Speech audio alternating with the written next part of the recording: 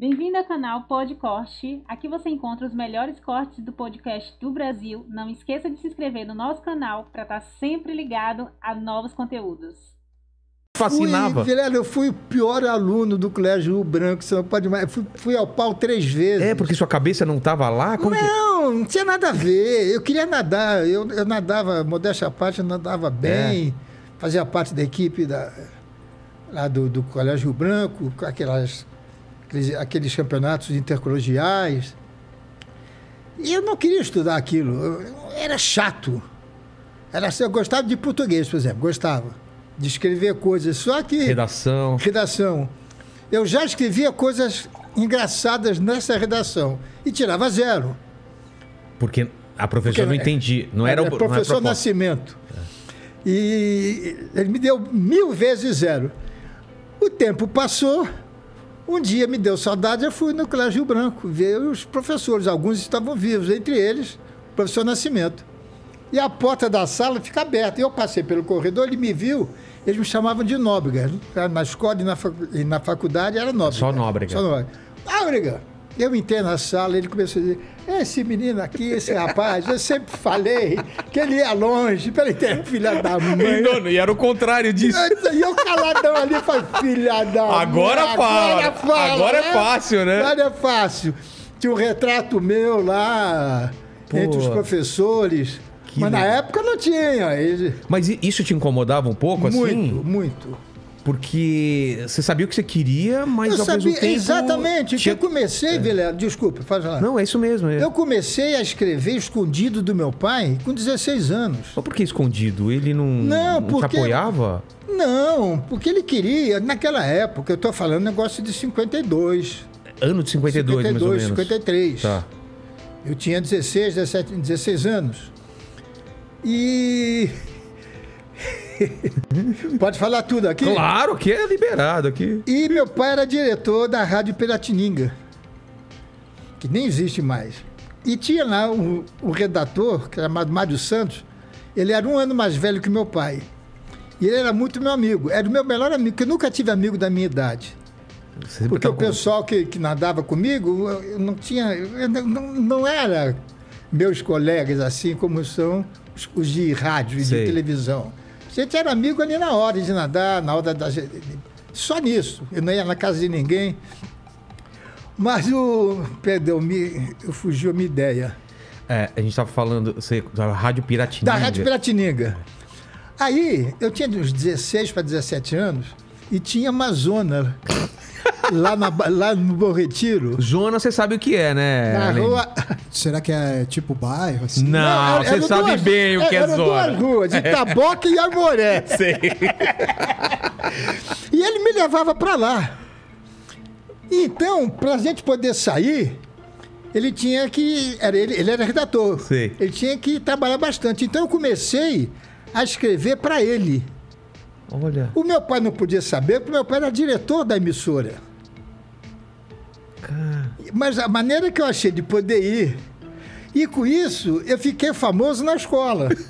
Por quê? Era um moleque que ia na zona. Não, eu ganhava medalha quando nadava. Não ia nas festinhas daquelas de casa, daquelas coleguinhas. E saía com o pessoal mais velho e tal. Tinha história pra contar, toda, exatamente. Né? Então eu era o bom, pô. Mas isso me fez... Você amadureceu muito rápido, né? Muito, porque eu me lembro, assim, perguntar o que você mais se lembra da sua infância? Lá em Niterói, na Visconde Itaburaí, eu tinha 5, 6 anos, não tinha ar-condicionado nessa época. Era meu pai, como todo carioca, sem camisa, em casa, peito nu, uma bermuda, que não era bermuda, não se chamava, era short que se chamava, né? E escrevendo naquele aparelhinho. Fazendo aquele barulhão. Pô, Vilela, eu achava aquilo... Eu não queria o trenzinho elétrico que ele me deu, eu queria bater naquelas teclinhas. Ah, é? Você achou aquilo fantástico, uma coisa de... Fantástico. Era um negócio assim... Eu via meu pai, eu ficava lendo os textos dele. Eu tinha uma admiração por ele, porque ele era despachado, ele falava, eu era gago. Então... Você era gago? Era gago, era. Gozado isso, né?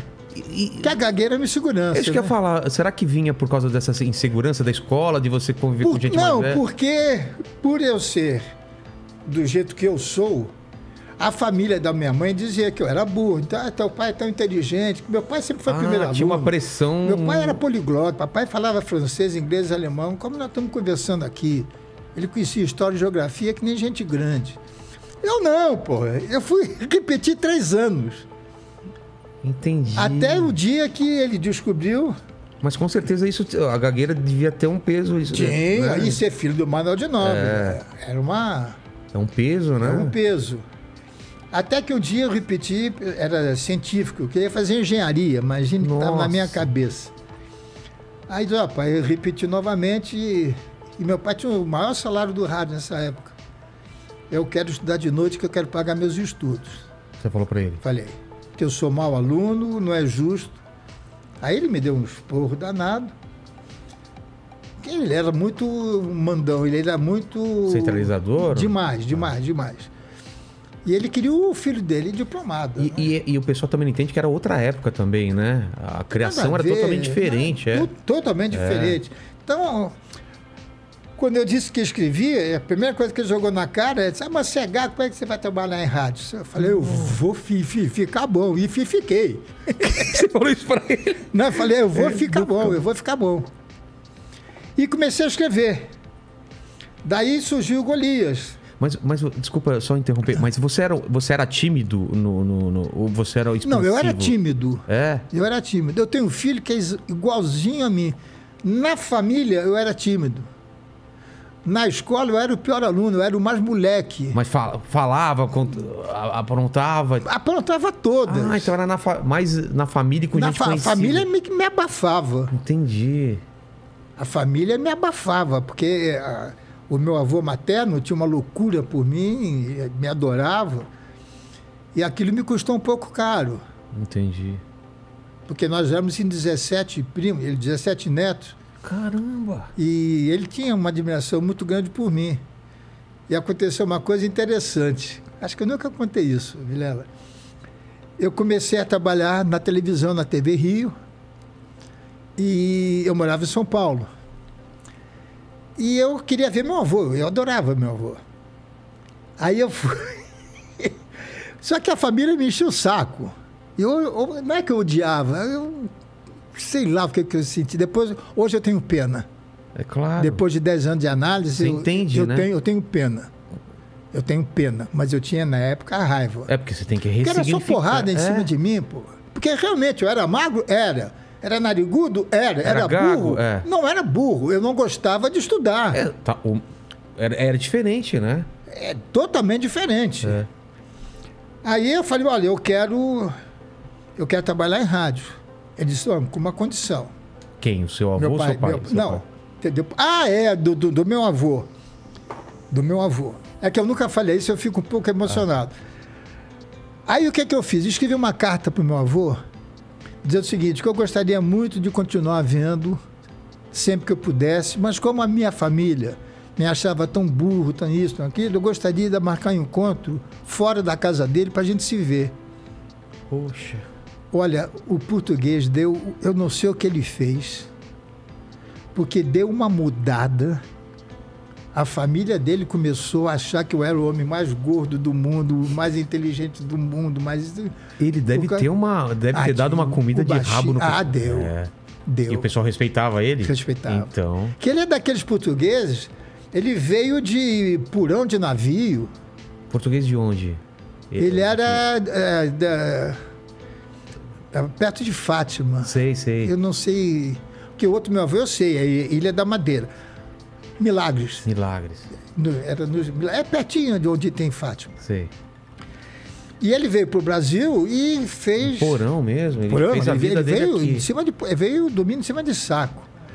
E ele cresceu. E ele fez o que aqui? Ele passou a ser representante do moinho inglês para Niterói e aquela parte da Grande Niterói. Sei. Vendendo farinha, farelinho, biscoitos da Moré, Nestlé, essas coisas todas, ele era representante. E ganhou muito dinheiro. Tanto é que a família não queria que minha mãe se casasse com meu pai. Porque meu pai era um aventureiro de rádio, era um locutor de rádio. E os irmãos da minha mãe estudaram na Europa, em Coimbra, aquele negócio todo. Todos, sem exceção, foram um dia pedir ajuda para o meu pai. Olha só como o mundo dá volta. Todos. Caramba. Porque você não precisa ter raiva. Deus está no nosso caminho, você tem... você tem o teu caminho, você tem o seu destino. A melhor vingança é viver bem, Pra né? mim foi bom, na época foi ruim. Porque meu pai me dizia assim, olha, você tem que ser igual a Pão de Ló. Ele dizia, porque quanto mais me batem, mais eu cresço. Exatamente. E eu aprendi isso com ele. De tirar a força da diversidade. Da diversidade. Isso eu ia dizer nessas palestras, ia contar essas coisas. Nessas palestras que eu ia fazer esse ano. Mas voltando agora pro rádio. Tá. Voltando pro rádio. Quando eu disse a ele que eu queria escrever e trabalhar, ele disse, olha, você vai fazer o seguinte, você vai trabalhar sozinho, eu não vou pedir. Eu não vou usar da minha influência para te ajudar. Mas isso foi até covardia, porque todos frequentavam a casa dele. Todo mundo te conhecia, né? O marido da Hebe, que era Luiz Ramos, que era o dono da rádio, pô, a gente jantava em casa, a gente saía ao cinema com meu pai, minha mãe. Foi ele quem resolveu me dar um contrato. Tá entendendo? Então, essa facilidade eu tive. Mas eu tive que correr atrás. Porque ele disse, olha, você tem que me dar um diploma. Ou médico, ou advogado, ou engenheiro. E aí? Aí é o seguinte, na época só tinha vestibular para direito, era português, latim e uma opção em inglês ou francês. Era só isso. Aí o que eu fiz? Vou fazer a faculdade mais fácil. De português? Não, de direito. De direito? De direito. Era mais fácil? Claro, a outra física, química, matemática. Tá louco. Deus me livre. Deus me livre. Só que vem aquela garra que Deus me deu e meu pai aumentou. Aquela garra. Eu entrei em 28º lugar na faculdade sem fazer cursinho.